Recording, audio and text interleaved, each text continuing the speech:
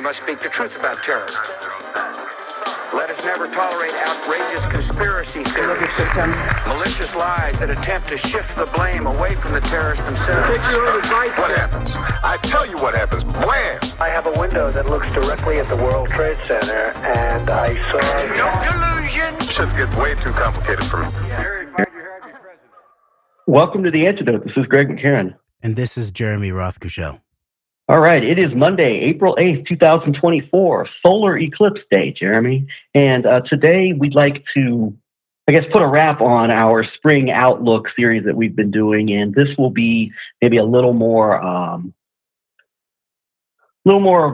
non-topical than before, whereas I think we're just, we have a few things in mind we want to talk about, but might be a little bit more just kind of a scattered conversation, just maybe a mishmashing or a hodgepodge of things that we're keeping an eye on, just talked about in a 50 to 60 minute context here, Jeremy. And but today is Solar Eclipse Day, and it's quite maybe this is a day to maybe this is the kind of day to reflect on things a little bit, or maybe it's a good day to reflect on some things, and kind of a combination reflection and look ahead in a in just a bit of in a hodgepodgey kind of manner. Yes, and maybe what we'll do is this is our part 4 of our spring political landscape view series, and maybe this can be our macro reading the landscape from maybe a 50,000 foot view or 93 million miles away,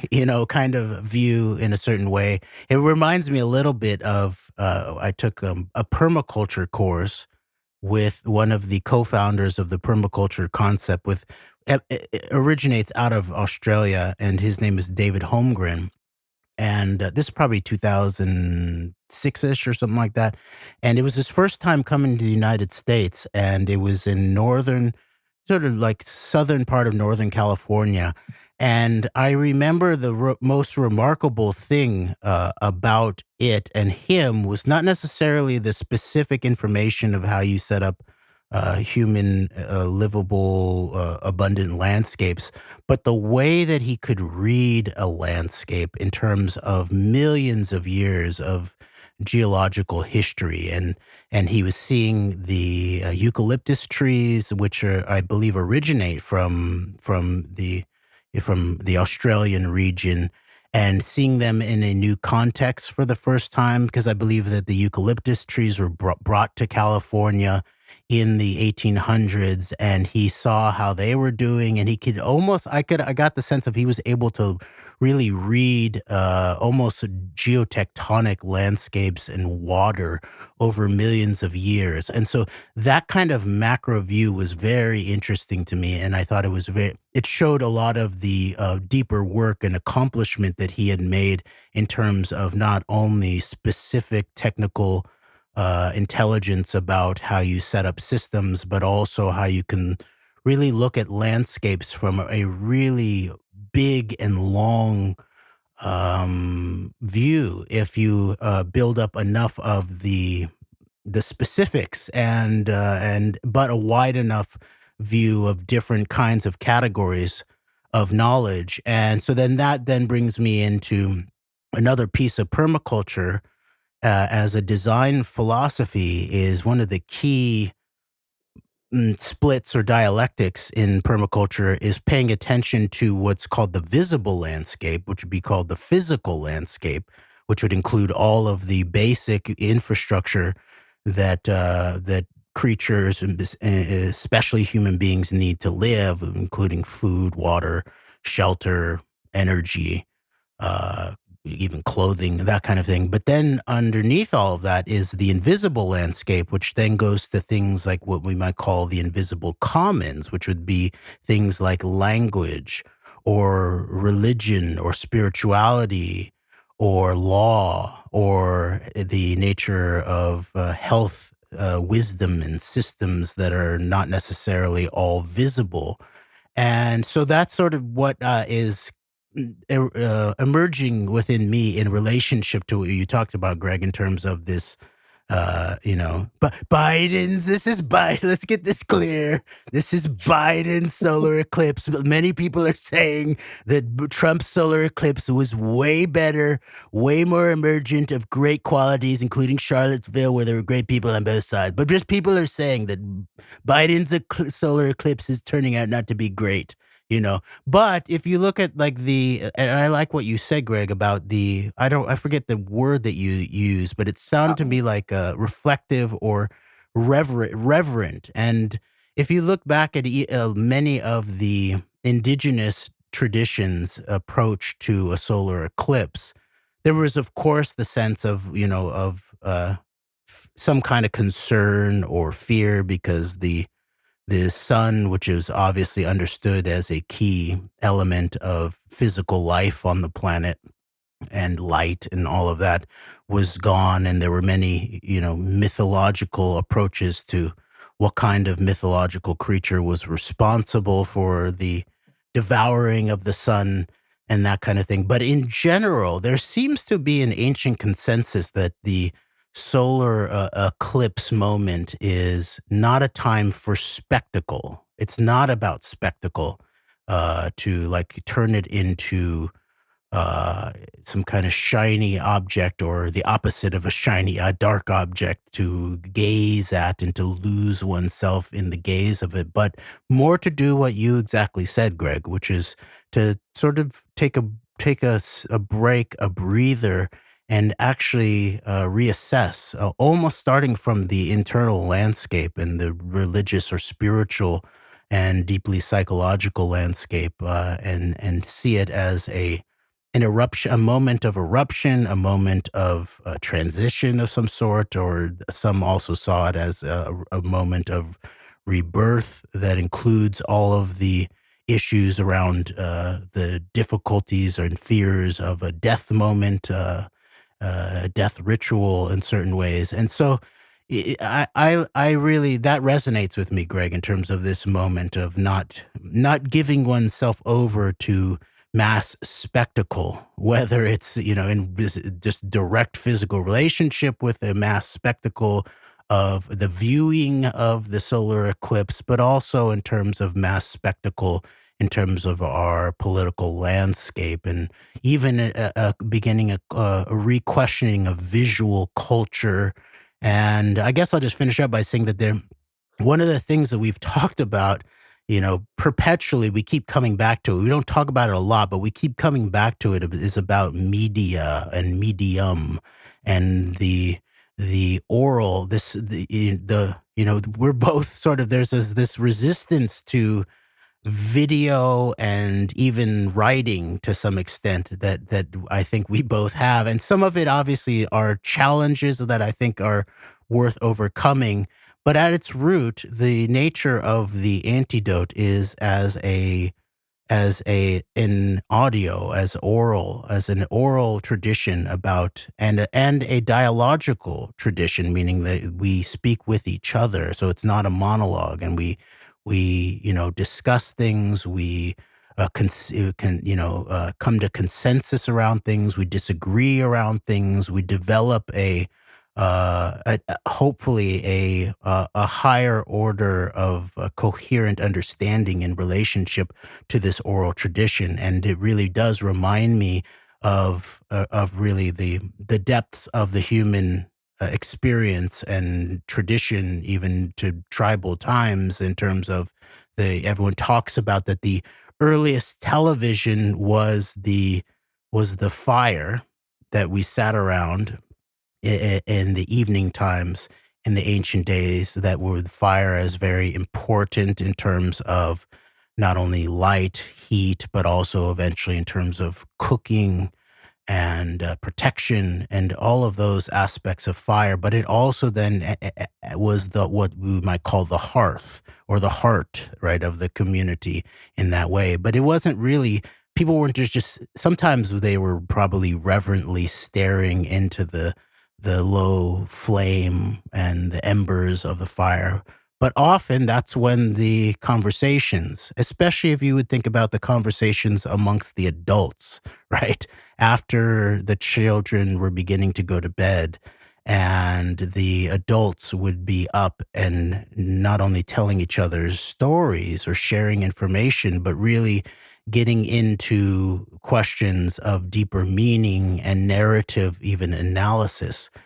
In many ways, and so that I believe is, it's more important that there was an oral dialogical tradition going on around the fire. Maybe we should talk about it, the earliest form of radio, in a way, rather than the fire itself as the earliest version of what's really seen as a spectacle of television. And so that's sort of what comes to me a little bit in terms of what the macro political landscape of this moment, as we also then see the rise of visual AI and deep fakes in terms of images and video, but then also just the truth of video in terms of social media and what people call the first live time genocide, or at least attempted genocide that we've ever really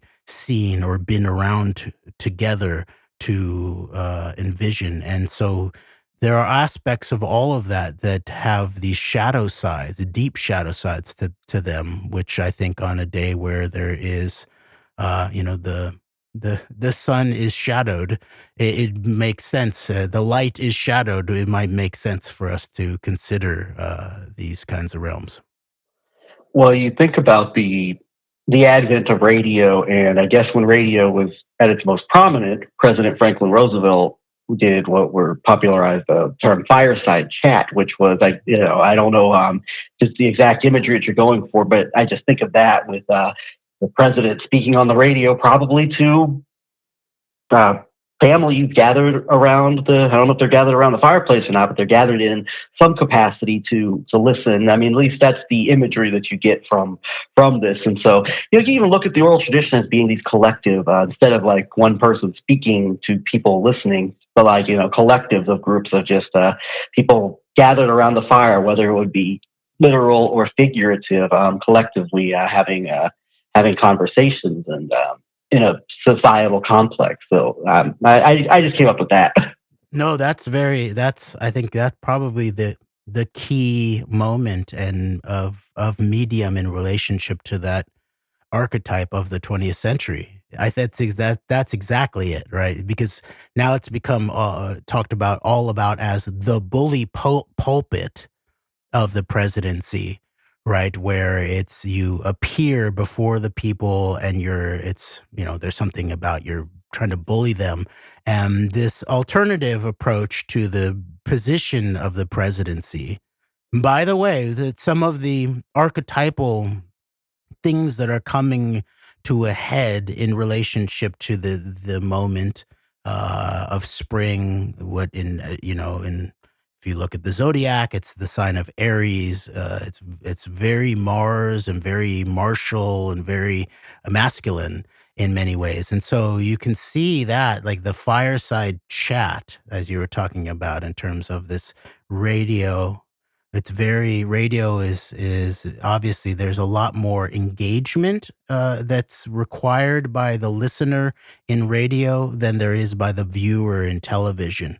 And yet it was also this idea of a time and a place, of the president is by the fireside, and then the families in the United States are wherever they are after their dinner, and maybe they're by their own fireside, and there is this sort of calm conversation going on, and it's almost the opposite of the bully pulpit approach that I think really rises with the rise of television in certain ways. And so I do think that these are some of the themes that are coming to a head right now. Is there's a lot of question around what does questions of what would be described in terms of zodiac around things like Saturn and Mars, where Saturn represents aspects, the structure of the physical world, and its toxic aspect can become things that we know about authoritarianism or surveillance systems or police states or everyone getting in line or being bullied into line, that kind of thing. But there's another aspect of it where it has to do with a masculine proposal to how we might order ourselves, right? And we've talked about that, the rule of law versus law and order, and where order might come from, and whether it has to be commanded from the commanding heights on high, or the place where the spiritual wickedness hurtles down from, or whether it emerges in terms of a conversation, both with ourselves, but also with each other in relationship to structures and hierarchies, which I don't see hierarchies necessarily as, I'm not an anarchist per se, right? Which is the idea of a resistance to all archies to some extent. And there are different kinds of archies that come into existence. And so then you think about Mars as this other very, it's the god of war, martial. I've always talked about this concept of the martial arts, not martial law. So instead of rejecting the totality of what's being proposed by these archetypes, and especially in terms of this masculine potential function of the warrior or the guardian, that would be another way of thinking about it. We're seeing these very highly treasonous, violent, really sociopathic, maybe psychopathic versions of this masculine archetype in the moment right now. Especially, I think if we look especially at someone like a Netanyahu type as the inversion of toxic masculinity, but it's beyond toxic. There's something even deeper there, and yet let's not throw out the baby with the bathwater, but think about how the honorary or the a masculinity of integrity might reemerge in this moment. And so that then may lead us into what sort of seems to be going on in terms of, Biden v. Netanyahu, and what we're seeing in the wake of what looks like a cyber attack on the bridge named after the author of the U.S. national anthem, right? And so there's a lot going on, I think, in terms of if we were just to look at this in an archetypal way. And then we've also been looking at some of the archetypes of deep politics in a specific American context. We've started discussing, Greg, like our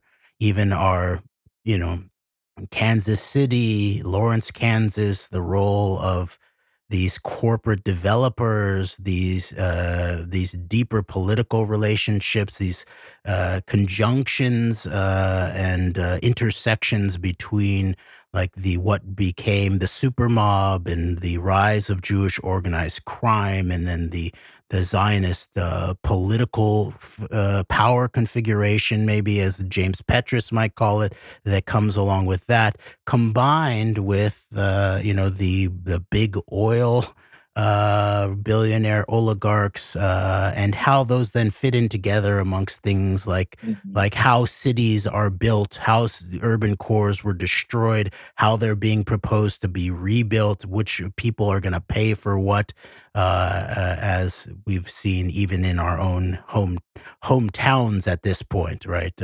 I mean, you're not always a Kansasian, right, at this point, Greg, but that is like still That's your home. hometown, That will right? always be home. Like I could be, I could live. Oh, I don't know. I could live on the other side of the world. And Kansas City would still be my home. Yeah, I'm a resident currently of Waterloo, Iowa, but it'll always be my home. That's where I'm from. That's where my family is. That is my home. And so, that is my home turf. Yes. Yeah, and so you and I are similar in that way in terms of like that I'm a Los Angelino, or as it would be pronounced in the Kansas City of the Plaza, Los Angelino, I guess. But and that's my eternal hometown. But I'm also a Lawrencian now, and so this is my current hometown. And we see these kinds of frameworks that help explain some of what actually happens in terms of real people's real lives in this very current moment. And and what we were talking about when we like this, what the urban. I don't know if this would be a modern urbanization, exactly what the right term would be, but you mentioned an intersectioning of the, what you call the super mob. I think very credibly could be called the Zionist super mob, and then the big oil, big business interests that I think were driving a lot of that were driving a lot of the narratives around, even going back to um, the institution of the New Deal, and then the construction of the Cold War era narratives, both around communism and the narratives, weaponizing of the narratives around the threat of communism, combined with other domestic and foreign policy interests. And I thought what we saw that looks like merged together in the era of the Kennedy assassination, and now might be coming together again. Well, we can talk more about this at some point, but it's a merging and intersectioning of these respective interests of the. I think that were so crucial in the Cold War era, and just the remnants of the business community that I think has largely attempted to stand against progress, for better or worse in a lot of ways, or at the very least control said progress, and use it in a certain direction, and things that might be seen as going against a certain direction of making quote unquote societal progress is seen as a threat, then coming with these mobbed up interests that also do not have much of a patience for, much of a use for conventional rules and norms and all of this, or in a way that would exacerbate societal progress. So in the moment of like even looking at these quote unquote might be called renewal, revitalization, might be a more local version of what you see on a global scale with the whole Kushner build back better Gaza, or modernizing a place like Saudi Arabia or other countries in that region of the world, taking place here in some context or another variation of that, even with the Kushner connections to some of the group like the Kurdish family in Kansas City that has been at the center of overseeing the modernizing, revitalizing of the downtown Kansas City arts and entertainment district. Yeah, well, let's just go briefly into just enough of the specifics of this Kansas City current moment to help explain what we're talking about in terms of this conjunction and this intersection between the Zionist supermob and the big oil, big business, all underlined by some connection to deep politics and organized crime that appears to be popping up at the surface in terms of Kansas City right now. And there is a Kushner connection here, as you begin to imply here too, in terms of not only the what was being proposed by Kushner in terms of the Palestine solution or whatever, but the deeper economics behind all of that could be related to disaster capitalism, the Chicago School, but there's something that also relates to the question or the framework of deep politics. And so there's a few different rubrics that we're beginning to consider, and one has to do with the nature, the even just the geography, the geometry of the compromise, the dialectical compromise, even we might call it the geographical dialectical compromise of someone like J. Edgar Hoover, who's a crucial figure here in terms of what you pointed out, Greg, about the use of the Red Scare and the communist scare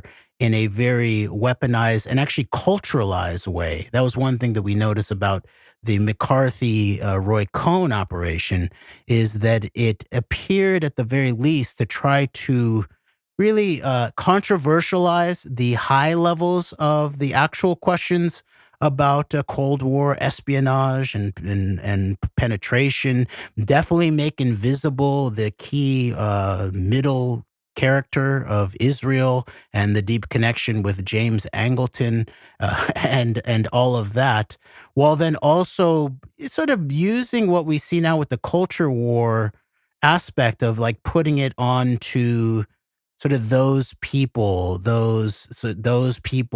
like the writers in Hollywood or these sort of disruptive types who are often not at the highest levels of power in many ways. They're actually, part more of the middle in certain ways. And then there's an implication of against the communist immigrants. And so then it's against the immigrants, the even lower caste system in certain ways. And so Hoover is a crucial character in terms of the rise of our current moment, especially if you want to deal with what deep politics is, which includes this question of the undergirding of certain covert operations and national security operations, undergirded by not only a direct connection, but by really like the whole monetary system upheld by organized crime on the underside of all of that. And so Hoover, it looks like, is you know to us it really does look like that he was compromised in the winter by the Shine Lansky syndicate down in Florida, where he would spend every year spend time there with his closeted lover Tolson, also his deputy, and as we pointed out, even the third. I think Tolson was the second in command, right? And even the third in command appears to have been very likely a Zionist penetration agent, or at least a controlled asset of the Lansky Jewish supermob and the Zionist power politics behind all of that, or facilitated by all of that. And so that's in the winter. And then in the summer, he goes down to La Jolla on the West Coast, close to San Diego. And that is Del Charro, which was taken over by Murchison, this key mob connected, also tied into the Lansky syndicate, it looks like, but more in terms of the higher level economics. If you're seeing the Shine family intertwined with the Crown Krinsky family as having to do with real estate and weapons contracting in terms of General Dynamics. Then you see the big oil Murchison, the Texas cowboy oil, big oil types, also connected via this Lansky thread, owning the summer compromat retreat of Hoover, where he then also went with Clyde Tolson and had his own bungalow that was earmarked for him, and then ultimately received over the course of almost 2 decades of going there basically payoffs in terms of in today's money, probably up to around $3 million in comping of his trips. And that's just the direct emoluments problem that you see in terms of there. And then of course on top of all that is the actual blackmail and the compromat that is now beginning to be notoriously known in terms of the Lansky network holding the cards in terms of Hoover's closeted lover. I mean, first of all, just even beyond the closeted aspect of it, if his relationship is with a subordinate, so there's even like the workplace issue there, beyond even just the question of closeted compromise, which is a key thing actually that develops in relationship to the Cold War. We've actually now run into it in terms of the 2 key characters who are said to have convinced John Kennedy at the 1960 LA Democratic National Convention to ultimately take on Johnson as his vice presidential candidate. And one of them is Joseph Alsop, I think. Key writer, opinions, but also national security guy at the Washington Post. Correct? Is that right, Greg? I think I don't remember if it was the Washington Post in particular. I think it might have been more the New York. I think it might have been one of the New York newspapers actually with Alsop. The Alsop brothers were kind of the epitomizing of the East Coast establishment media of the time, I think. But I'm not. I think it was a New York paper. It's escaping me at the moment. But the other person who was the other convincer was Philip Graham, who was directly tied into the ownership of the Washington Post. Okay, right. And there's a big question there. And you're right that Joseph Alsop begins at the New York Herald Tribune. A very interesting history there, and it's now been written up by people like Jamie Kirchick, the gay DC writer. Like he sort of wrote a whole book about gay DC, and he's sort of this archetypal next generation neocon.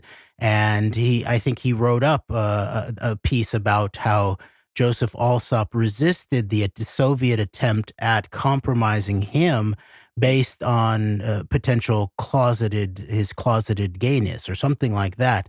And then there becomes the big questions about, if that was a one-time thing or if the Soviet Union was the only foreign power that might have been involved in those kinds of things with even these specific individuals, especially now what we know in terms of the Epstein-Maxwell network, in terms of industrial scale sexual compromise and how it's evolved or devolved over the many years. And so there's an aspect of this that really begins to help us understand like the century arcs, which is another thing that we've been looking at is things like, I think early on after October 7th, we pointed out that you have a century arc from the publishing of Jabotinsky's the Iron Wall, right, into now then the operations, coming on down from the Sayeret Matkal, I would say treasonous cabal at the commanding heights of this current operation going on in Israel, by Israel in Gaza in terms of Netanyahu. That I think it's called what, Operation Iron Swords. I think it's called that, right? So this century from Iron Shield to Iron Swords, we're sort of seeing a completion of the narrative of political Zionism in many ways, where it's now come to the surface. And so part of unpacking that as we go forward will also then be dealing, as we've begun to deal with this crucial middle period of that century, or the early middle period of that century, in terms of the rise of Ben Gurion's Israel, the nuclear question, the throwing out or the undermining of the Moshe Sharet types in Israel, and the full turn, what I would call the neo-Jabotinskyite turn of the Ben Gurions, and then his entire then milieu of basically making sure that Israel is going to be a long-term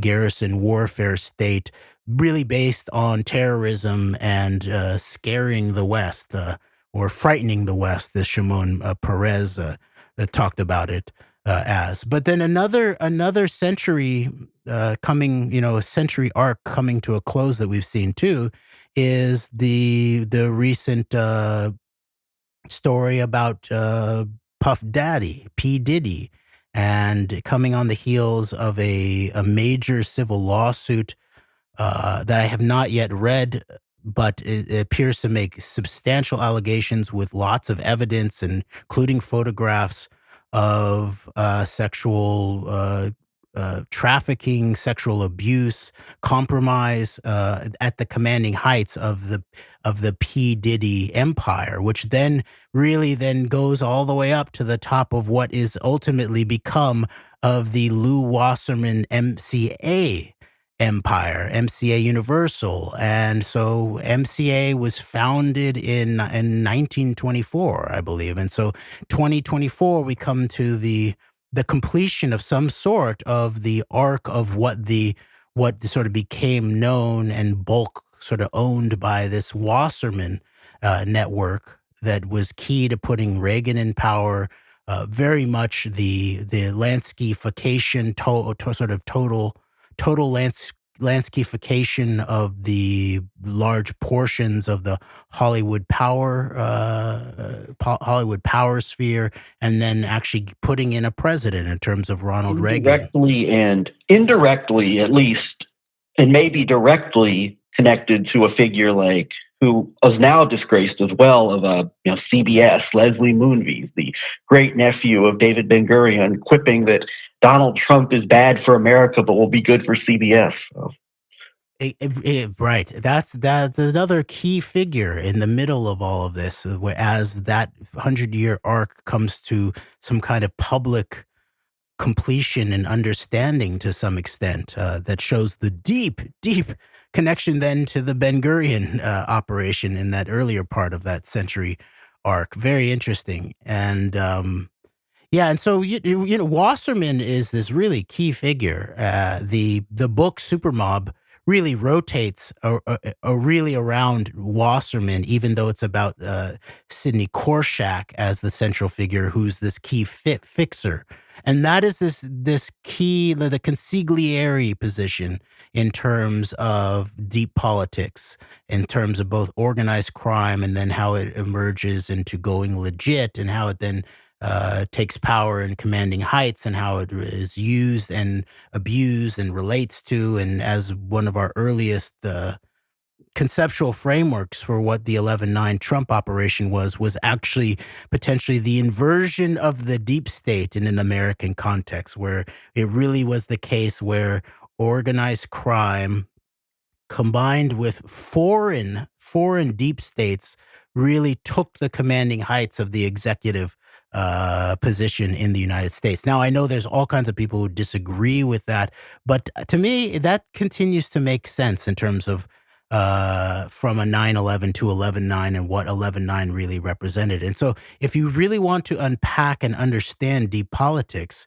you have to understand this intersection between the bottom half of it, organized crime, and the top half of it, which is really political power, covert security operations, security state operations. And the real key people in between those two halves of the deep state, deep politics architecture are the fixers. They're almost always lawyers, they're almost always lobbyists, but really they're consiglieres in the old mafia framework, as Noam Chomsky would try to dismiss it as, but so these kinds of figures, so Sidney Korshak as the consigliere to the Lew Wasserman empire, and Wasserman, it looks like he was almost going to be installed after Johnson came into power after the assassination of Kennedy as a secretary in Johnson's administration.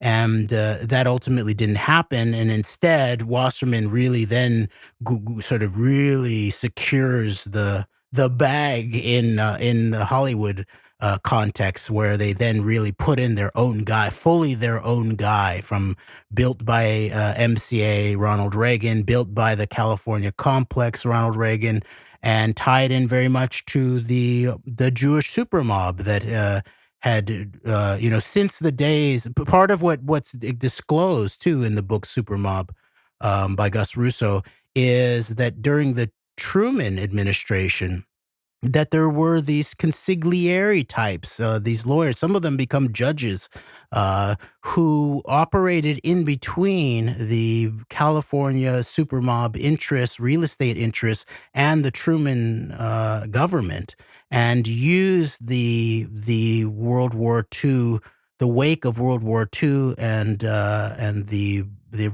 Japanese concentration camps that happened under FDR, and then use that moment under Truman's governance to then basically steal Japanese real estate up and down California.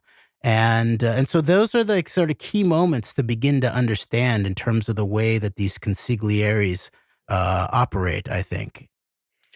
Yes, great points. And I'm thinking about this 100-year context here, and I wanted to go back to even the tying together of the Reagan operation as far as like the interests and people, and then Trump, or even going from this is I think of the long term and short term, you could call it another century arc. But I'm thinking in terms of one of these long term continuity arcs is the we talked about the super mob interests and then the big business interests that were very central to opposing all the way from, I think, leading opposition to the New Deal all the way to where current economic proposals and economic agendas come out. And I was thinking about the big business interests. While obviously you've got, there's certainly super mob influence around the weaponizing of the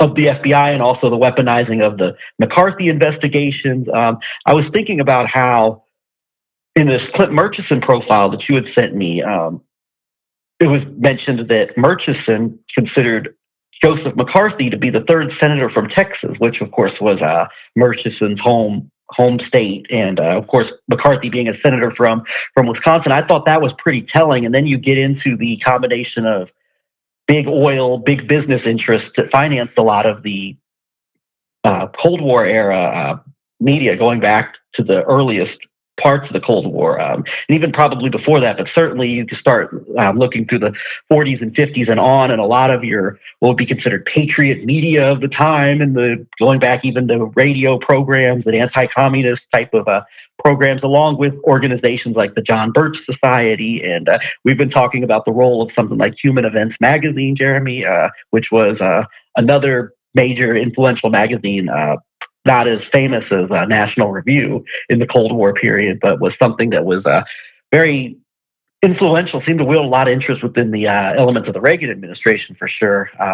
And the funding of these, what you might call the shock troops for certain moments, like maybe the 11/22/63 type of shock troops in terms of media and activism circles, financed by big oil, big business interests, while the super mob and the mobbed up controlled elements of the federal bureaus make things happen on the ground, so to speak. And then you've got also, I think you even take a step further, and the super mob becomes, as we know it, becomes very multinational through things like the super mob adjacent, super mob friendly elements, at least I think policy wise or agenda wise, sponsoring the immigration of leaving the Soviet Union for the West, and also for places like Israel, that becomes then the international, multinational super mob, maybe you could call it. And the key role in terms of the elevation of and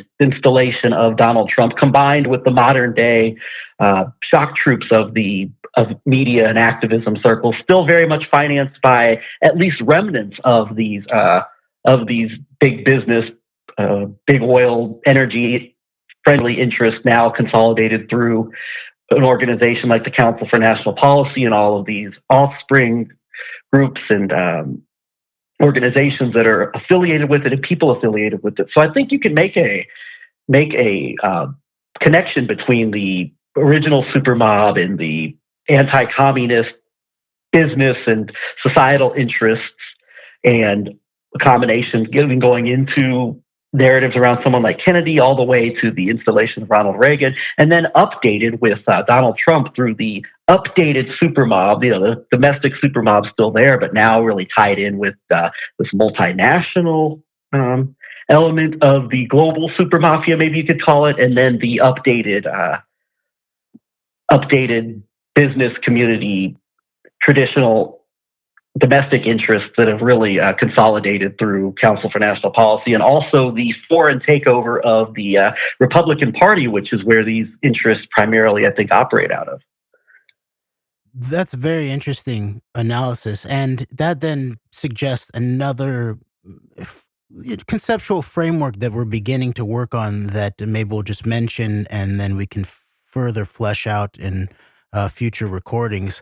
But this idea of the angles, the dialectical or the horseshoe angles that are the precursors of what we then now see as alt-light, v alt-right, new media, and sort of going back a couple generations, I guess, we begin to talk about how the alt-light the previous generation might have been suspended between the human events, right? And then, what's his name? You were talking about this Skull and Bones guy. We're talking about, we're going back to Spotlight Media and No, that's the other side of it. But human events versus American. we're talking about National Review. We're talking about William Buckley. William Buckley, thank you. Skull and Sorry Bones, about William that. Buckley, Yeah, National Review. So the alt-right is framed, I think, in terms intellectually, in terms of men of letters, publishing in between human events and then Buckley's operation. And then ultimately now who runs human events to some extent, right? Jack Posobiec. So it's sort of interesting the way that the media angles actually end up being deposited through generations of different owners and pieces of the media syndicate being passed around into this almost the same framework, just sort of updated for the new media, multimedia environment to some extent.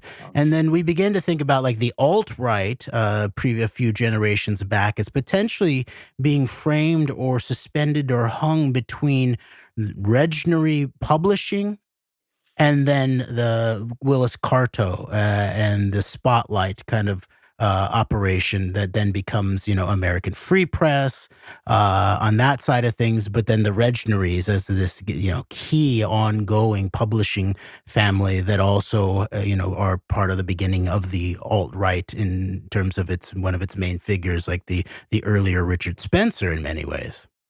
And we noticed, you had mentioned to me, Ronald Reagan himself citing human events as key opposition to treaties or treaties as far as working together, treaties and Reagan and Gorbachev coming together on the test ban treaties and other weapons related treaties. And of course, we talked about the Cold War era hawks and how they actually have seemed to benefit certain maybe Russian friendly interests as far as Putin goes, as far as Trump getting out of the 1987 treaty that was made with between Reagan and Gorbachev that was hated by a lot of these interests. But I'm thinking about the human events pressuring of Reagan in terms of, as you mentioned, on this front. With then now you've got the shock troops like Real America's Voice and people like Steve Bannon threatening, putting pressure on anyone who is not down with overturning, does not show a willingness to or an enthusiasm to overturn election results in a very obviously problematic and shady and corrupt and downright seditious manner. So I think there's certainly I think there's a continuity there, and I think that's playing out like with the similar manner of how now the type of operation would work maybe in the Reagan days, and now how a type of operation would work now, and it's very much the same extended interest with also updated people and updated narratives. Yes, and so let's make sure that we continue. I think we should do maybe even an entire recording around the nature of these media and narrative frameworks and how they've evolved and devolved, and what we can actually parse out from all of that. I think that would be very, very interesting to do. Yeah. And I have to throw in Charlie Kirk as one of these shock troops too. I mean, right there on Real America's Voice, like he's pressuring people in Nebraska, like, hey, you got to go for this or else. So there's a lot of shaking down going on there through the power of these media legacy of the Cold War era media outlets. Yeah, and so maybe in coming back, Greg, to actually getting just at least sort of addressing the basics of the Kansas City situation as apparently suspended between the AIPAC Trump Kushner Cordish aspect of these mega developers seem to be interested in properties that have a history of deep mob connections, whether it's entertainment districts, think about like the rise of entertainment in relationship to Las Vegas, but also just, straight what everyone knows as some of the key areas for money laundering, things like casinos and all of that, suspended between the APAC Kurdish group and then the Hunts in terms of the Kansas City Chiefs, and tying back into this question of the Murchison, oil, Texas, all of that kind of thing.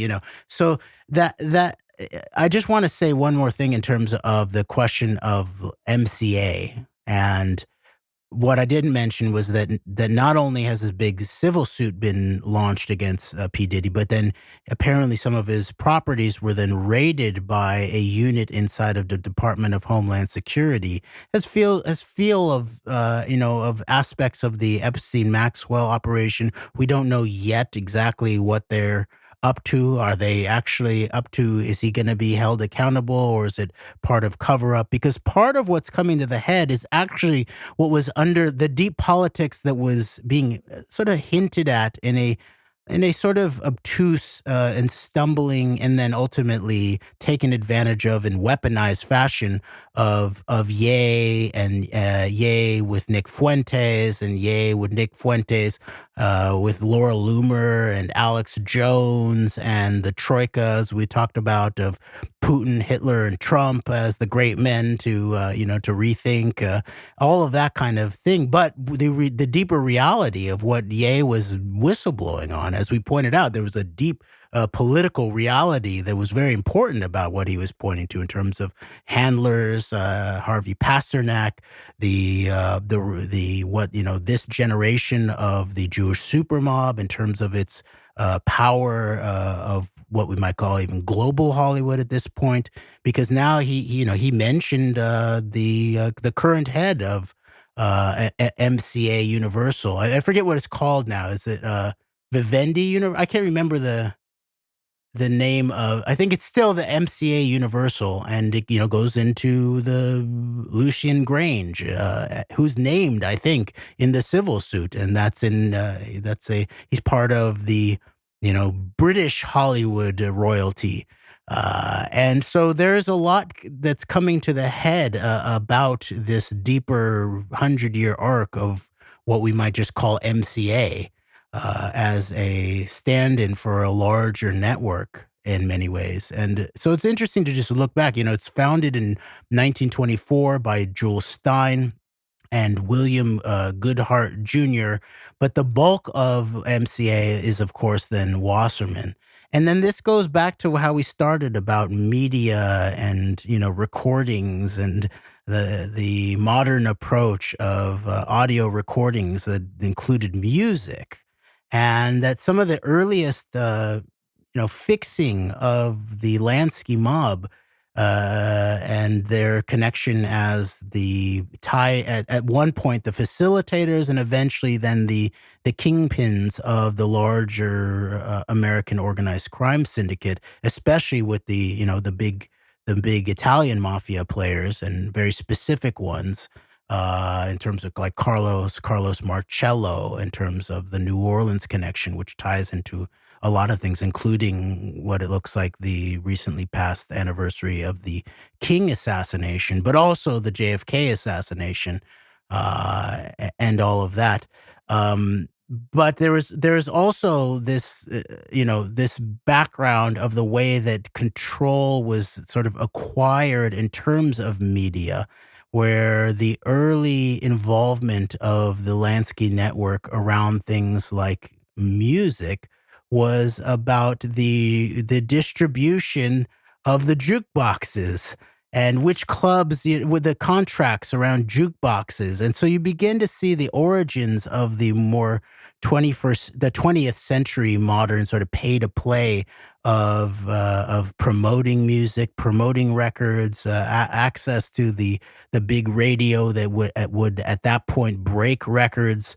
as really emerging out of a control of distribution of the physical records that were being played in specific clubs run by what ultimately became the super mob, And then just finishing up in terms of this arc, you see maybe a blowback potentially, even of what we were talking about earlier about the early super mob, basically highway robbery under U.S. sanctioned government actions against the Japanese, where then a Japanese corporation, Matsushita Electric, takes control, basically purchases MCA, and it looks actually that someone like Michael Ovitz, who became a key Hollywood Disney executive toward the end of the 20th century, was a key broker of that deal in relationship to Wasserman and the Japanese. And it looks like that Wasserman was actually ultimately very displeased with it, and that he thought he was still going to be able to run it. And the Japanese were just going to be a total silent partner. But it really looks like they sort of just took it from him. But they were able to, do a deal or a take back, a blowback, a clap back kind of operation. That's sort of what's underlying that to me. And then ultimately it's then taken back into the North American Jewish super mob via Seagrams and the Bronfmans, who ultimately act just as a bridge to then pass it forth into what it's become in the last, basically, quarter century, 30 years, something like that. So that's I think, interesting to consider about the deep background even of the record industry itself, as coming out of the organized crime and the Lansky syndicates control over distribution of of the actual machines that were going to be playing the records in very specific clubs. And of course, that's all, that the timing is concomitant with the rise of or the rise or the wake of prohibition and, Seagram's itself, right? Bronfmans and alcohol running and alcohol prohibition. So it's a very interesting background here that deserves more attention, I think. Oh, I agree with you. And I don't have this fully fleshed out yet, but I've been thinking about this. And when you brought up in our own conversations, when you brought up this whole element with the jukebox, which of course was a fixture very much in the night, I would say certainly going back to the 1950s, 1960s, and the control and distribution of like popular music in that regard. And I think of another long-term arc, and you go to even in terms of music and even the domestic, you could call them culture wars, wars for going back to even the Cold War era, and think about it. And I mean, it sounds preposterous now, it sounds laughable now, but you think about just how controversial at the time a figure like Elvis was in terms of the style of music he made and the gyrating of the hips, and people saw that at the time as this is unacceptable, and even the integrating of music through the combination of rock and roll, which is then comes from blues, and then is very much comes out of African American culture through over the decades, and then becomes integrated with this popular form of music, which is then becomes the music industry is very with a lot of interracial mixing through the popularity of music in this time period, even going into the British invasion through groups like the Beatles and the Rolling Stones, and the type of music that's popularized. I think it's played a role and it might not be as obvious now because we've gone 6 or 7 generations to where no one could decades, where no one could possibly consider like the Beatles or Elvis to be controversial now, but back then it was a different story. And so there seems to be a shaping of the popularizing even of the music industry through certain figures. And then even fast forwarding a few decades later with what we've talked about, with the example of maybe Diddy being an example of this, of the rise of the weaponized hip hop culture, going obviously through super mob interests, say the Bronfmans and the Redstones, Rothsteins, and people of that ilk, and then also even the popularizing of current domestic other forms of music through, say, popular young artists who are pushing the cultural issues of the time in a way that is very reactionary in terms of the purveyors of the bridging and the meshing together of the culture wars and the terror wars, as we talk about. And there seems to be I'm still fleshing this out in my mind here, but a continuity in terms of promotion and elevating of certain artists through the means that then play these roles in terms of shaping, in a lot of ways, the moral conversations and cultural conversations, all the way from an Elvis type of figure and the integrating of music, even through many other people. But I think of Elvis as such an iconic figure in this regard, all the way even to the gangster rap culture with the way that's been weaponized and artificial, and then the popularizing of certain Generation Z artists who are then used certainly in a reactionary way by the purveyors of and fighters of today's culture war, all the way from Taylor Swift to many others. So I'm thinking of a continuity, a generational arc with regards to that as well. Yeah, and what comes into my mind too is that this is even going back to what we might call the white fronting of what was rock and roll, which was really emerged out of black music and black culture to some extent in terms of these key figures of Elvis and the Beatles. Now, I'm not trying to diminish the Elvis's or the Beatles' own performance or virtuosity or songwriting, any of that kind of thing, especially in terms of like the Beatles and all that. But it's very obvious that they were like, they were the white fronting of a black music. And then how was that then all distributed and then marketed, as we were talking about, Greg, in terms of like you were talking about the rise of the teeny bopper to some extent in terms of both Elvis and the Beatles and all of that. That is part of what Ye was actually beginning to publicly deal with. Was he was like, what is the role of the long term Jewish supermob? That Dave Chappelle basically made his joke about. The right. What was it? I was just going to say, interestingly enough, this is kind of a long-term continuity, as much as it's gone in opposite direction of Ye years ago during the heart of Hurricane Katrina, saying George Bush doesn't care about black people. Just he's taking it in a much more, I would say, taking it in a much more dramatic direction. But anyway.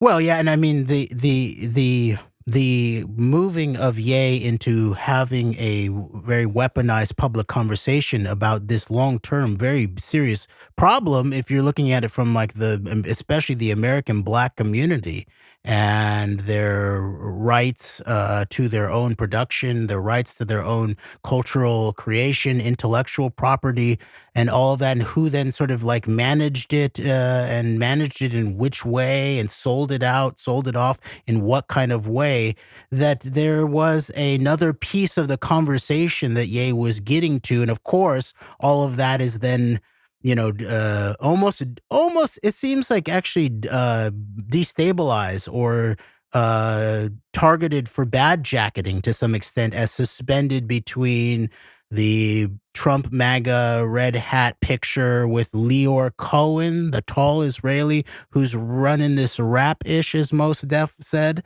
and then the uprising of the Nick Fuentes, the alt-right, the neo-alt-right Groyper contingent, who then come into the mix there, and then of course there's the whole Candace Owens role in all of that, which I think we'll begin to deal with more as we move forward. But all of that was obviously then highly synthetic and highly weaponized, and in many ways actually sort of, there are certain aspects where it opened conversations, but in general, it really just sort of dirtied it up, and it didn't really quite help to get a more serious conversation going, especially because of the suspension between the red hat MAGA Leor Cohen picture symbol and then the Nick Fuentes to Laura Loomer contingent hosted on Alex Jones with the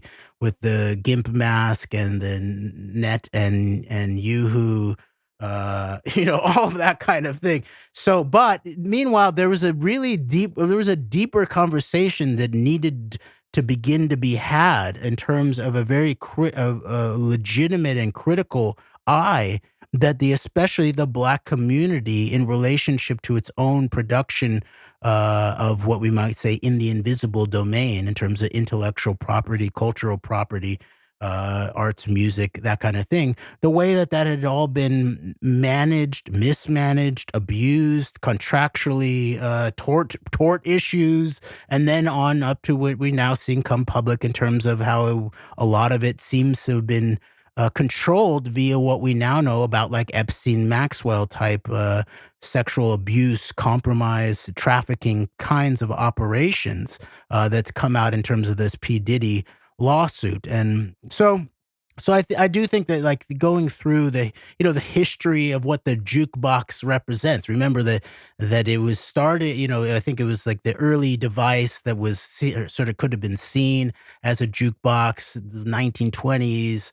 I think it was called audiophone, right? It was basically Justice Seberg, who'd been a player piano manufacturer, then combined it with a loudspeaker with a record player that was coin operated. Right? So that's the beginning of it, and then it becomes to be mainstream around the time of the rise of what you were talking about in terms of the rise of the Elvises and the Beatles and all that. And that's where it becomes known as the jukebox and the most popular brand. And this was one of the ones that were trucked and bartered by the super mob was the Wurlitzer, right? And so just finally thinking of that, the idea of the giant, or I forget what it's called, the big Wurlitzer, or the giant Wurlitzer, as put out as the media piano that the CIA elite have at their disposal in terms of being able to play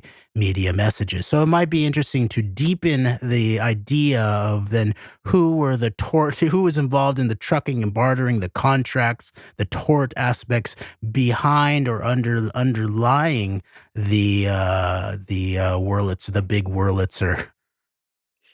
Definitely. Yeah, I think this is, as I said, like I'm still constructing this, and I think we both still are constructing this, but the marketing of the jukebox, it just made me, and the popularization of certain artists and music forms in that time period, just made me think of this continuity arc of popular music being used as a serious like cultural device in terms of fanning the respective conversations of the times, all the way from gyrating Elvis to gangster rap and Generation Z influencers as mega stars. Yes. Yeah. And so that let's get into that when we talk about these dialectics of the previous generations of alt-right and alt-right, because what we found about what the Human Events had published as like the 20 worst books of history began to help flesh some of that out in terms of the coming culture, the rise of the culture war, in many of the ways that you're talking about, Greg, I think. Yeah. And by the way, I can begin to see the light beginning to change a little bit outside now, it seems like. But look, this is really, whatever you think of it, this is not as good as the Trump solar eclipse. This is Sleepy Biden's eclipse. It's not much of good is going to come out of this. It's the bad vaccine version of the good vaccines that you put out. Yeah, Kamala Harris said she'd never get the Trump vaccine. Then they tried to claim it as their vaccine. Now they're trying to steal the entire idea of the solar eclipse as a Biden solar eclipse. Oh my goodness! I don't think this is. I don't think that's very far off from how a narcissistic maniac looks at things. But Jeremy, do you want to touch a little bit on? I don't know if we want to go very much longer here, but I was thinking a bit about a reflection of my own with a recent event. If you think we got time. Yeah, can we deal with like just a little bit of the Kansas City and then some Israel Biden too? Well, I was thinking about what's going to figure into Israel Biden, but yeah, let's go into we can go into the rest of if you want to make another point about Kansas City, that's fine. I was just thinking about time purposes. Okay, yeah. Let's just because there's not been much detail yet in terms of we're talking about the Kordishes and the and the hunts, and all of that. But what has happened is that there was a very contentious local ballot measure in Kansas City that had to do with sort of not only extending but sort of revoking and recreating a significant sales tax in the level of something that would become like a few $1 billion over its lifetime of multiple decades, and specific relationship to what was proposed as like, you love these sports teams, especially you love the champion Chiefs as built their dynasty. You don't want to lose them, and if you don't want to lose them, and then along with then the Kansas City Royals, you then need to the public needs to foot these $1 billion type of bills in terms of moving the stadium, in terms of the I think of the Royals, and then of paying for massive corporate updates to the Chiefs stadium. And a very specific location was then trotted out sort of real late in the process, and it encountered major grassroots Kansas City blowback across many different groups, from people who were concerned about home, renters' rights, right to housing, arts, local businesses, all kind and civil rights, all of those kinds of areas. Then push back on it because it looked like the last moment, very likely to benefit Kurdish interests. And Kurdish, as we talked about, they operate out of Baltimore. Interesting, right? The Baltimore Bridge too, but and then that whole history that we've talked about Baltimore and Nancy Pelosi and D'Alessandro, the father, and the mob mayor, and the Israel honoring after his death, but also the deeper B'nai B'rith attack on the abolitionist Rabbi David Einkorn in Baltimore. Just so some of the history of Baltimore in terms of the potential resonance with what the current Kurdish crew, who I believe the father is on the board of AIPAC, the son was a cyber czar, or something about high technology advisor brought in by Kushner into the Trump administration, and how they sort of do these what I would call pseudo corporatization, what's then marketed as a renaissance of the urban core that were in the first place actually sort of destroyed by similar kinds of forces. And then now they come back in to then sort of, reassert power, and then make a bunch of money and influence on rebuilding these urban cores that often then takes actually destroying this more organic process that goes on in these dilapidated urban cores by the local, artists, the local business owners, the local entrepreneurs, the local community and civil rights activists. And so they basically chose a location directly that would then connect to the Kordish's Power and Light District in Kansas City, which is set up as basically a corporate version, basically quote unquote private sort of property approach to the center of Kansas City entertainment district. And as we were talking about, Greg, that what really happened, even with the rise of the Light and Power District, was that a lot of the local businesses that were beginning to rise up in that area were then basically ultimately evicted. And then when the urban core was then fully, regrown or rebrought back, it turned out that it was a bunch of largely chain businesses that are then brought back in with there's also then an intense quote unquote public event security architecture and the limitation to access and all of those kinds of things. So the Kansas City, the Jackson County voters actually turned it down, something like up close to 60%, maybe 58% against it. And now, so there's going to be a whole conversation about what to do now. But it did look like it was, you had certain PR front people, like both the previous mayor and the current mayor of Kansas City, sort of black men of different generations. Sly James and Quentin Lucas, respectively. Yes. And by the way, I did have an interaction with Quentin Lucas as he was running for mayor. And I specifically asked him about the question of Kansas City police training in Israel.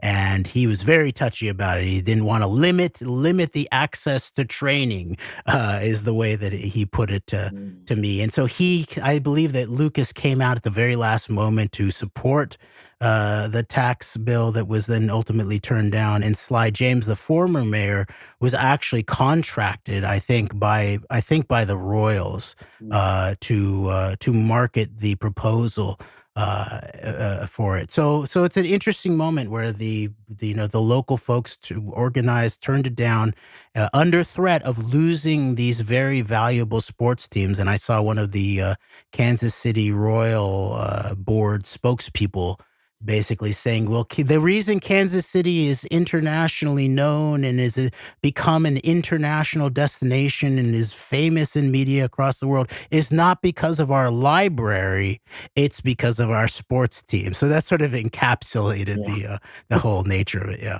Yeah. A couple things came to mind. First of all, when you mentioned Baltimore, in this city and a lot of the things that have taken place there over the years, it made me think about the fact that the metropolis is collectively known as the Baltimore-Washington area. So it's having Baltimore right on the other side of Washington, D.C., has that been long-term significant in this regard? I think that's interesting. Right there, directly adjoined or connected to the capital of the country, with this other large metropolis that people like Nancy Pelosi come out of, or a lot of these early B'nai B'rith influencers. I think that's an interesting question to maybe ponder in the future, the long-term correlation between Baltimore and Washington as these respective epicenters of potential power networks. Obviously, Washington, D.C., right at the part of the federal government, and then Baltimore through this other element, perhaps. I think that's an interesting thing to ponder maybe over time. And then on the question of Kansas City sports properties, I go back to even thinking about what you mentioned with the urban elements of this. And very interestingly, long term, the current host of the Royals and Chiefs is what's collectively known as the Truman Sports Complex, Kauffman Stadium, the Royals, and the Chiefs Arrowhead Stadium. And prior to the Truman Sports Complex being set up in 1972, the long-term home of Kansas City sports teams was Municipal Stadium, which is located, I believe, at 22nd and Brooklyn in Kansas City. And this is within a mile of the historic 18th and Vine Jazz District. This is very heavily primarily black section of Kansas City, which is where Municipal Stadium was. And that was the longtime home of the Kansas City Monarchs Negro Leagues baseball team. That was the home of the Kansas City Athletics before the Athletics moved to Oakland. And it was also the home for a few years for the first several years of the Kansas City Chiefs' existence. When the Chiefs won their first Super Bowl in 1969, they played their home games at Municipal Stadium. The Royals' first couple of years were at Municipal Stadium. And then you build this huge sports complex right out at I would say a dividing line between the city and what was becoming then suburbia through Interstate 70, Interstate 435, which is a part of the interstate system that is designed to, I think, play a role in separating the city from the rest of the inner city from everything else. And this complex is built. I'm sure it was considered a massive state-of-the-art complex at the time. I know I've been to many Royals games, and the Royal Stadium has been renowned as one of the best in Major League Baseball parks. I've never been to a Chiefs game, so that's one thing I have not experienced. In my Kansas City home is a Kansas City Chiefs NFL game at Arrowhead Stadium. But thinking about the significance of this, there's certainly an element at play here in the late 60s, early 70s of this moving out from the urban core of Kansas City, right there at the heart of within a mile of the historic 18th and Vine Jazz District, of this home of these teams, going to the Truman Sports Complex out in a much away from this kind of area. And I think there's a significance there in terms of the building of suburbia and the building of these what went on in terms of urban communities in the 50s, 60s, 70s, and onwards. And then now you get the sense that maybe the Truman Sports Complex has I don't know if overstayed its welcome is quite the right term. Maybe it's run its course and it's time for something different now. But I think there's a long-term significance of Kansas City sports teams moving from this Municipal Stadium right there in the heart of the historic home of the record keeping, you could say, of the archives of the Kansas City Black community through the 18th and Vine Historical Jazz District, less than a mile away on Brooklyn, to the Truman Sports Complex, and then now maybe that running its course and now going to the new era effort of quote unquote urban reindustrialization and urban renewal through the downtown Kansas City entertainment metropolis. Yeah, so if folks look at the geography that Greg is talking about, I think there's something very crucial there, because what happens is that the sports complexes are right in the epicenter of like black urban, black economics, black cultural, sports, music community in the sort of the east side of Kansas City. Then it's moved further to the east, out towards the edges of what become then the white flight, white suburbia, and all of that. And then after that entire operation is done, the attempt is to then move it back to the actual sort of more center of the city, the sort of southern center of the city, back to the west side of the original sort of black location of it. Which, by the way, that location that you're talking about, Greg, of the municipal stadium there, it continues to be like there. I think there is like a Negro Baseball League's hit museum there, and it continues to be a crucial area in terms of the jazz playing and jazz history in Kansas City, which is very crucial if you think about the history of the Charlie Parker as maybe probably one of the crucial top 3 important musicians of the 20th century in terms of how innovative he was and his musicianship, how influential he was before and after him in certain ways. So this is a very important area in many ways. And then sort of thinking about it in parallel fashion to an LA thing, if the original home of this, a municipal stadium that was so crucial to these incoming big, sports complex teams was on the east side of it's black Kansas City, the east side of Kansas City downtown in a certain way.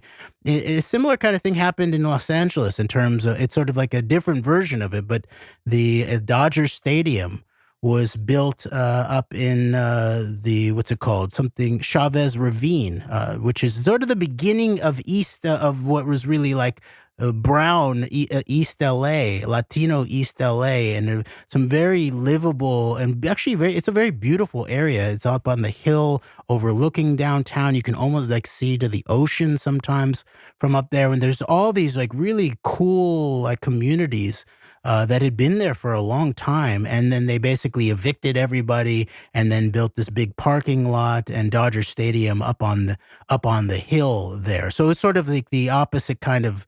It was the inverse, but sort of related, I think, to what was then done to Black East Side Kansas City in terms of the incoming sports teams there. So this is an architecture, like a framework to understand both American economic history and urban history, but also I think deep cultural, deep political history in many ways. And so.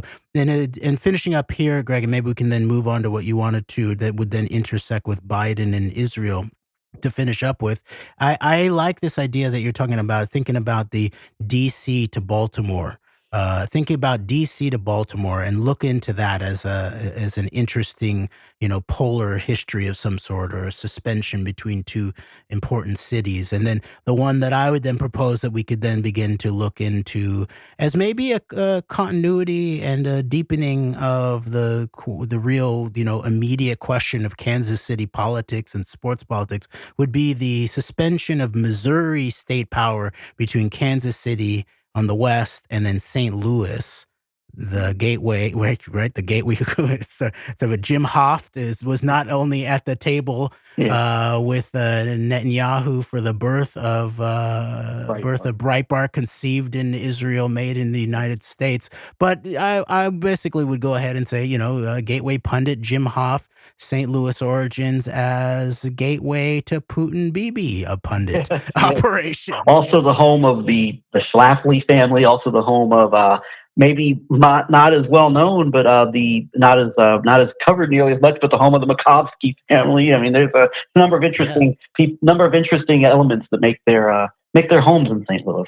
No, that's very interesting. And then of course there's the technology hub of something like Amdocs, which exists right out to the west of St. Louis there, that was very likely the American headquarters of industrial scale Israeli electronic eavesdropping after the Clinton White House contracted to Israeli contractors to retrofit the communication systems at the White House. It looks like there was a direct feed then to Amdocs headquarters outside to the sort of west of St. Louis, then on toward the intelligence buildings centered around Tel Aviv and in Israel. And then you pointed out the Makovsky brothers. One of them is a policy guy. He's at the think tank, David. He's at the WINEP, Washington Institute for Near East Policy, which is like the policy side of AIPAC to some extent. The location of the infamous Patrick Clausen clip from, I think, 2013, where on a panel next to Dennis Ross, he said we need to consider all options. All options must be on the table in terms of how we get an American president to war with Iran, including what he then sort of directly implied was the potential of, an Iranian boat might, could be at the surface and then it might go to the bottom. It's sort of the reminiscent of Johnson and the USS Liberty. It might, it was a little bit sort of more delicate version of the Johnson command. I want the USS Liberty at the bottom of the ocean. And Patrick Clausen at WINEP basically suggested, well, an Iranian boat might just never come back up or something like that. And so one of the Makovsky, what'd you say? Might just disappear. It might just disappear. And so one of the Makovsky brothers is a quote unquote journalist and policy guy, a white paper kind of guy who operates out of the WINEP thing. And then I would say the vertical Makovsky brother is then Michael Makovsky, who is identified in the Gary Vogler book, the war, Iraq and the politics of oil or something like that. Basically, the Iraq war for oil for Israel, very well documented from an insider of it. Basically, Michael Makovsky, key operative of the Fife Office of Special Plans clique, who was then inserted against even Pentagon security concerns.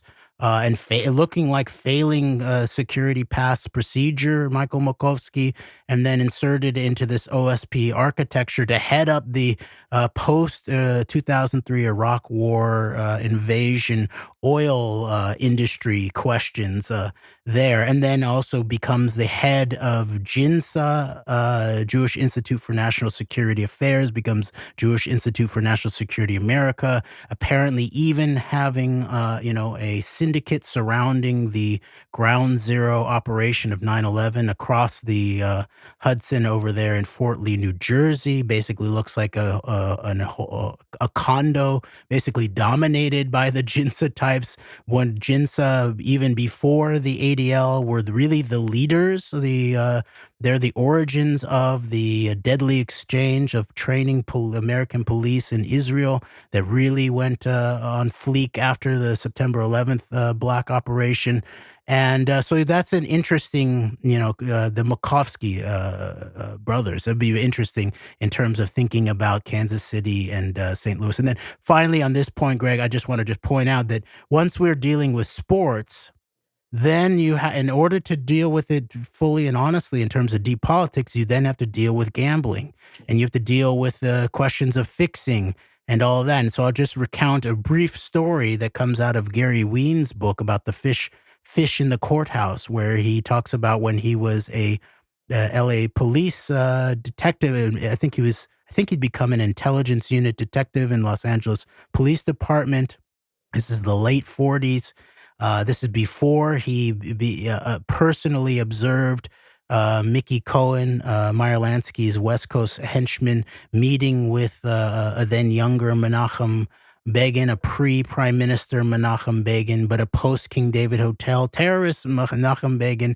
Apparently, Begin went into hiding in Los Angeles for a while, actually, in maybe even in the late 40s, early 50s. But then in the run-up to the Kennedy assassination, Gary Ween observed Menachem Begin and Mickey Cohen having multiple planning meetings, and then including a whole bunch of pretty big American, California-based hitters in terms of all this in the immediate run-up to the Kennedy assassination.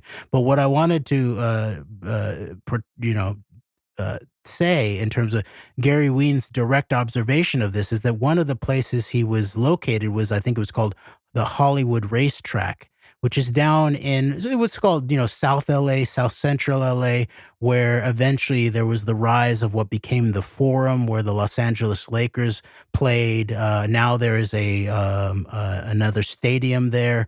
I think a crypto sort of sponsored stadium where they also play soccer and everything. But there's a racetrack, Hollywood Racetrack. There was a key LA locus in terms of betting and race tracking, and so Ween basically tells the story of how he's always at the entrance, basically pretending to be a traffic cop and security at the entrance to the parking lot there. But he was also noting the movement of notorious organized criminal figures like Mickey Cohen.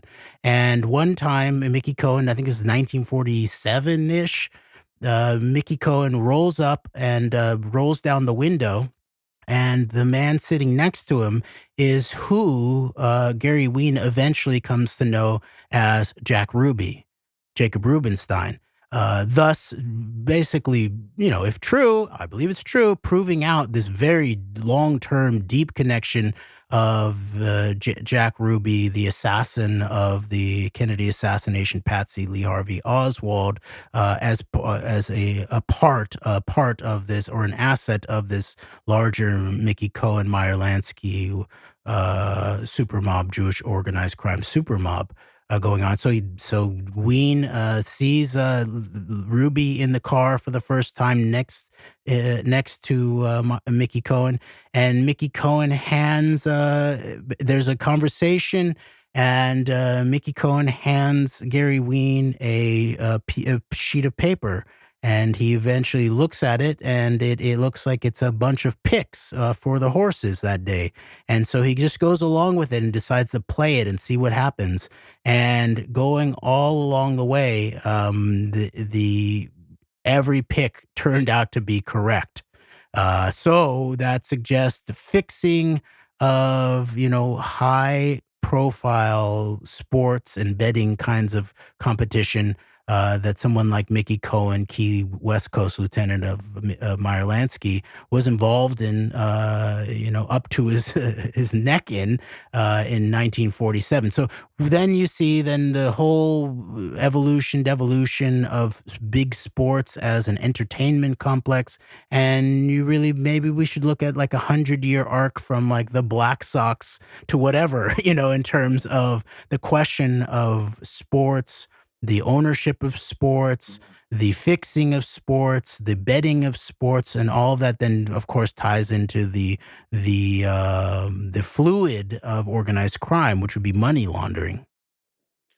Yes, and there's a lot to be said about that, but I do think that's something to certainly deal with, because that's another one of those things that kind of gets where there's some smoke to the fire, it then gets dirtied up by the Illuminati and by Gematria and all that, and the ways that those things are respectively used. So I think it's certainly an area to really delve into and dive into. And we know a few people, I think, that could be helpful in these kinds of conversations, and the kind of conversation about this, kind of similar to the trajectory of, say, the music industry, or even the trajectory of the evolving of political narratives and financial funders of certain important media outlets, et cetera. So I think that's definitely something to put in the pipeline going forward.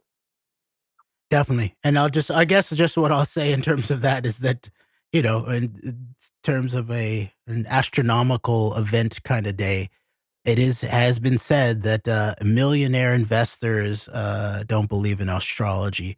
Billionaire investors use astrology. So, so just thinking about sort of like scripting and all of these kinds of things, like deep politics does eventually intersect with things like deep history and deep cosmology and these kinds of things. And what is the sort of direction of the cause and effect, I think, is more complex than some people might want to say. But I won't I wouldn't disavow and that level of analysis potentially. I guess that's what I would say.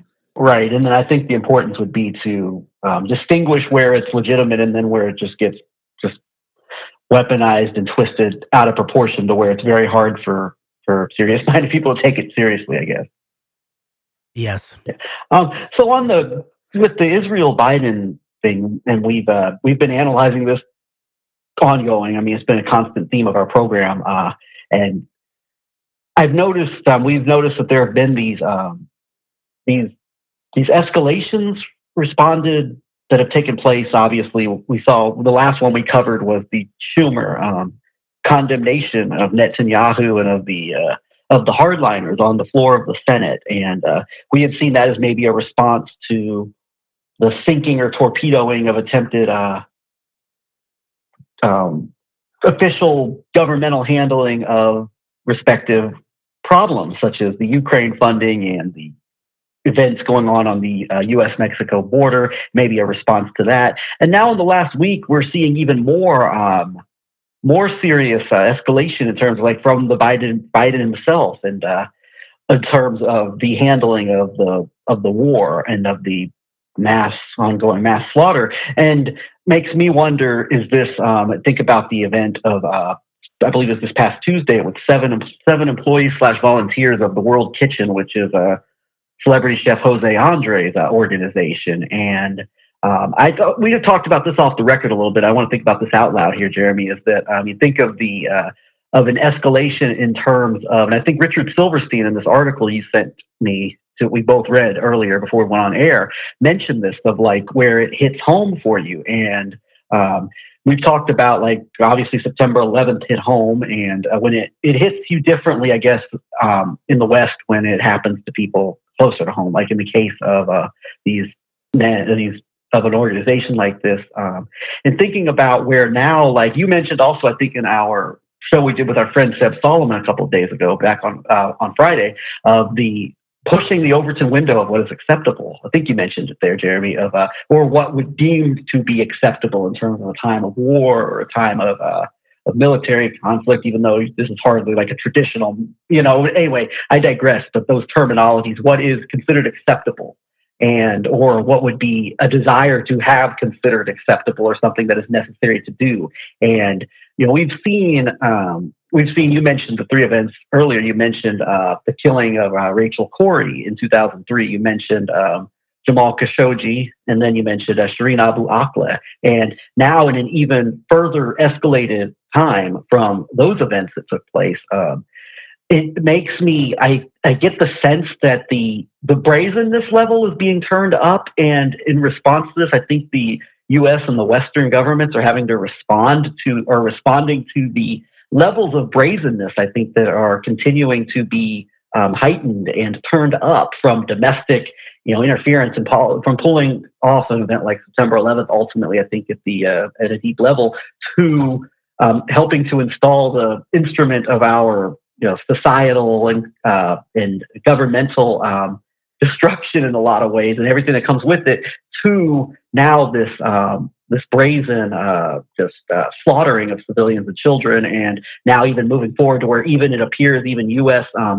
State Department connected entities through celebrity chef Jose Andres' project is now being targeted with this brazenness and this maybe chutzpah would be the right term to use for it. And I sense, I guess, as I'm seeing escalations where there's almost the U.S. American hand is being forced to, I don't know if force is the right word, but is being encouraged to, or there's no other choice almost, whereas left no other choice, but to increasingly move now the Overton window of rhetoric from, well, we might have to put we might not treat Netanyahu as a friend anymore, to now where now you're hearing more and more vocalized from the president himself, direct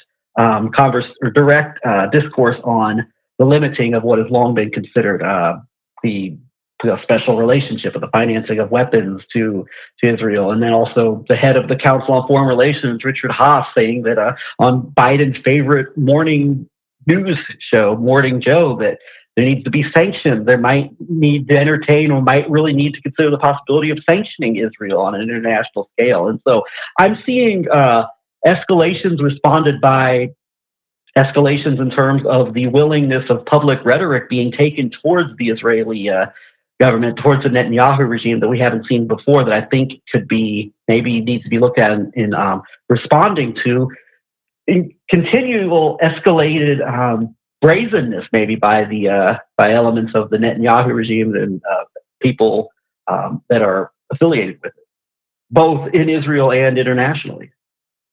Definitely, and there it does look like there's so maybe a shorter term arc that fits within the 100-year arc between Jabotinsky's iron wall to Israel's Iron Swords operation after I believe, the Simchat Torah treason terror plot overseen by Netanyahu on October 7th.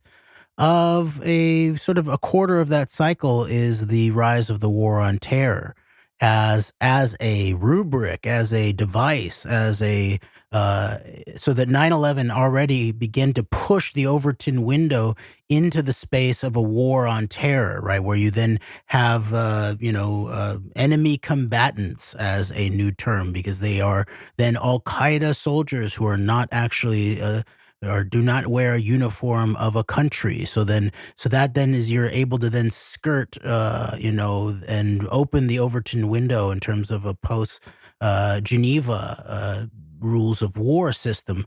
And now this post October 7th, Gaza genocide operation that the Israeli system is conducting under the guise of a response to an unseen Hamas attack coming, that they had all the plans for, that they had intelligence for, that they seemed to actually even put the supernova rave in the line of, in order to have their Twin Tower moment of the Israel's 9/11, as they're talking about it, that they are further pushing the idea of what even the war on terror is. Who is allowed to become either an enemy combatant or a sort of forgivable collateral damage in these kinds of contexts, right? So we've gone from the era of the American drone strikes on wedding parties kind of scenario to now the apparent targeted assassinations of like food workers. And, I believe that the World Kitchen assassinations are a moment where the actual immediate blowback effect to the Israeli military system is presenting itself as substantial to some extent. And so I guess in wrapping up, that I would urge our country, Joe Biden, to listen more to his wife, to Jill Biden, to Dr. Jill Biden, who is said to have been the one, Joe, you have to stop this now, versus listening to the cyber czar. By the way, figure out if you can find out where this cyber czar stands on the question of the Francis Scott Key Bridge apparent cyber attack of the hijacking of the apparent remote hijacking of the Dali ship, and Neuberger, the cyber czar of the National Security Committee, I think, of the United States, who appears to me to have been the one who supplied Joe Biden with the Israeli disinformation, military intelligence propaganda around the very first Israeli attack in their Gaza operation, right as Biden was coming into the region with major elements of a diplomatic offensive that were then destroyed. The Palestinian and Jordanian involvement in what were meant to be an American diplomatic offensive soon after October 7th were then destroyed by this Israeli operation, where it's pretty obvious that there was some kind of Israeli, explosive that exploded, either airburst or right on the surface of the parking lot at the first hospital. And this, of course, is after, they've wreaked havoc on most all of the hospitals in Gaza. We would never bomb a hospital, that kind of thing. And to me, it looks like the quote unquote signals intelligence that was supplied and sort of directly spoken about by Biden, where he said it was a Palestinian Islamic Jihad mistake, a misfire, which is the Israelis did this really cartoonish version of a recording. It was so obviously a fraud. It was like obviously done by voice actors. The Arabic was not right. And then, and then all the journalists then finally piled on. And Seth Abramson did dozens of pages showing that the Israeli narrative could not be correct. Multiple journalistic outlets, including in the UK, basically showed that it could not have been correct. And it looks to me like Joe Biden repeated this quote unquote intelligence by Cyberzar Ann Neuberger, who, by the way, is the daughter of billionaire parents who were saved by a Sayeret Matkal raid, the Antabi raid. Involved in that was Netanyahu's brother Jonathan, the Jonathan Institute, right? The Jonathan Institute, Netanyahu's whole rise as a public, quote unquote, intellectual of the terror war complex. Terror war rubric, including the Jerusalem Conference. A lot of it is sort of predicated publicly upon him fulfilling his brother's, deceased brother's legacy to some extent. The Jonathan Institute and Netanyahu's the younger Sayeret Matkal special black operations behind enemy lines, Netanyahu brother. Nitai brother, we might say too.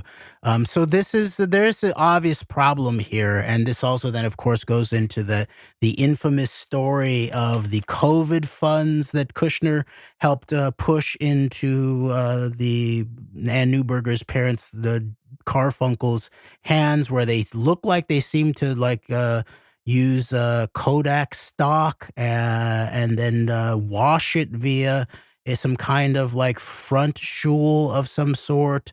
There's a lot going on here in the background of who this Cyberzar is. So I guess my shorthand in this moment where there is a lot of tension, we're coming to the close of Ramadan, and we are at this escalation of Israeli attacks on Iranian government buildings, really, in terms of Syria, and then the rise of the articulated threat in terms of Israel, Iran, and then the question of what's going to happen with the Israeli military in terms of the final, quote unquote, stronghold of Hamas and Rafah, the sort of the southernmost tip of their Iron Swords operation. And it does look like the Israeli military is potentially pulling back for maybe just a respite or some sort, but also trying to keep the north and south of Gaza separated, seemingly in anticipation of furthering the ethnic cleansing and national genocide component of this larger operation of the mass destruction of humans and their homes and their property and their lives and their cultural lives and their universities and their hospitals, and families targeted by their AI lavender system and all of that. And where's daddy systems that the Israeli military has been exposed by inside. So there's there's a serious moment. There's a questioning moment right now. There's a pause. There is a very serious, substantial threat of a more major conflagration. The Israelis are bombing into Lebanon. Hezbollah, there's questions of how Hezbollah will respond. Is there a preemptive northern assault that the Netanyahu war cabinet had wanted from, October 7th immediately? Is that on the books? What's going on between Biden and Netanyahu? So it is a very important moment. So in general, my shorthand rubric for our own government, for our own commander in chief and governor of what should be fireside chats rather than bully pulpits, Joseph Biden, is listen to Jill Biden, not Ann Neuberger. Okay, and so I guess that would be my final statement for now in terms of the nature of this situation. Very well said. Listen to Jill Biden and not Ann Neuberger. Couldn't have said it better myself. And I think that summarizes things greatly in terms of a basic response to this is what you need to do right now at a time when the rhetoric is coming directly from the office. And can we rely on him to do that? And as always, we'll continue to keep an eye on the developments as they go along here as we are wrapping up our spring outlook. Of course, these are the events that we're going to continue to observe and keep an eye on with our particular view and context and insight on matters here. And Jeremy, unless you have any final thoughts, I think we should probably wrap it up here. Yeah, let's wrap it up here. But we're now recording into as the solar eclipse makes its way through this part of the country, the radical middle of America, as it sort of moves onwards from here. I just want to arc back, maybe revolve or loop back to the way you opened up, Greg, and that this is a moment, I would say, more for self-reflection and then introspection and then reflective communication rather than spectacle and staring into the abyss.